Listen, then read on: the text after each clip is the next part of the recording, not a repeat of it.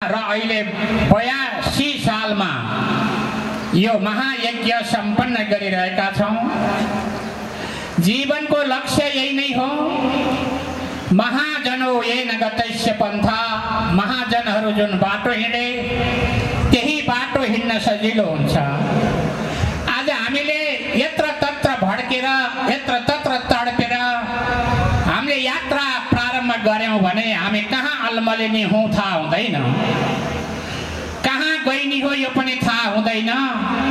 यी महापुरुषहरूले हामीलाई देखाइएको जुन बाटो हो त्यो बाटो समाएर हामीले यात्रा गर्यौं भने हाम्रो आफ्नो गन्तव्य ठाउँमा हामी सबै पुग्न सक्दछौं।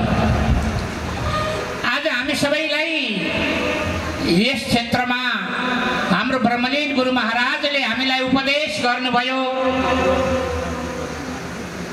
ज्ञान भक्ति वैराग्य सम्बन्धी गृहस्थाश्रम वानप्रस्थाश्रमी सम्पूर्ण आश्रम वर्ण का नियमहरू सहित हामीलाई यी यज्ञ गरेर जीवनलाई धन्य तुल्याउनु पर्दछ भन्ने संकेत सन्देश दिँदै यस क्षेत्रमा गुरु महाराजले यात्रा गर्नु भएको थियो। हामी सबैले दर्शन गरेका नै थियौं र आज त्यही बाटो अपनाउँदै हामीले पनि यहाँ यो यज्ञ सम्पन्न गर्दैछौं। मैले त पटकै पटक जोडिरहेको छु। 52 सालको यहाँको यज्ञ बडा भव्य र सभ्य, जहाँ दिव्य मूर्ति गुरु महाराजको मञ्चमा बसेको त्यो दिव्य मूर्ति र यो त्यति बेलाको जुन सम्पूर्ण भक्तजनहरूको माहौल, सबैको भावना अत्यन्त सुन्दर थियो। अहिले त्यही गुरु महाराजको सम्झनामा हामीले हिजो अस्तिको क्रममा यहाँ सत्सङ्गमा त्यही माहौल झल्किरहेको थियो। जुन माहौल 52 सालमा गुरु महाराजले हामीलाई हाम्रा अगाडि दर्शन दिनु भएको थियो र यहाँ पनि गुरु महाराजको कृपा भयो र यो यज्ञ सम्पन्न गर्न हामी सफल भयौं।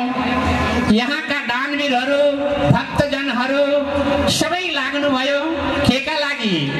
यो संस्था अत्यन्त सबल बनाउने उद्देश्यले, यो संस्थालाई भव्य बनाउने उद्देश्यले यो संस्थामा बसेर हामीले हाम्रा पछिका सन्ततिहरूले र हाम्रा गइसकेका सन्तानहरूको पनि सन्ततिहरूको पनि उद्धारका लागि हामीले यो संस्था स्थापना गरिरहेका छौं, गर्दैछौं।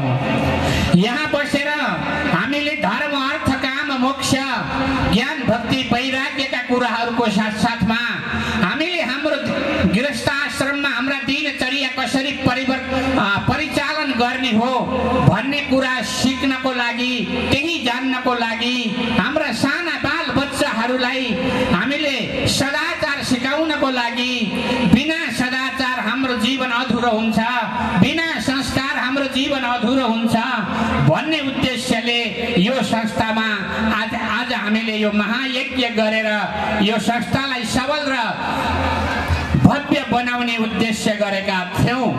र त्यति बेला यो संस्था कहाँबाट भन्दा 52 सालमा यहाँ एउटा आश्रम बनाउनु पर्दछ भनेर गुरु महाराजको आज्ञा भएको थियो। त्यही अनुरूप हामी सबैले यो आश्रम यहाँ सम्पन्न भव्य बनाउँदैछौं। अब म लामो प्रसङ्गतिर लाग्दैन किनकि आज अन्तिम दिने समय छोटो छ। यसैले सबैका हृदयभित्र विश्वम्भर परमात्माले वास गरोस्, सबैको सद्बुद्धि बनोस्, सबैको हृदय संकुचित नबनोस्, यो हृदय अत्यन्त फराकिलो बनेर आफ्ना हृदयभित्र विश्वम्भर प्रभुको दर्शन गर्न सकियोस्, सबैमा प्रभुको दर्शन गर्ने यस प्रकारको बुद्धि बनोस्। सर्वे भवन्तु सुखिनः, सर्वे सन्तु निरामयः, सर्वे भद्राणि पश्यन्तु मा कश्चित् दुःखभाग् भवेत्। यस प्रकारको भावना हामी सबैको जागोस्।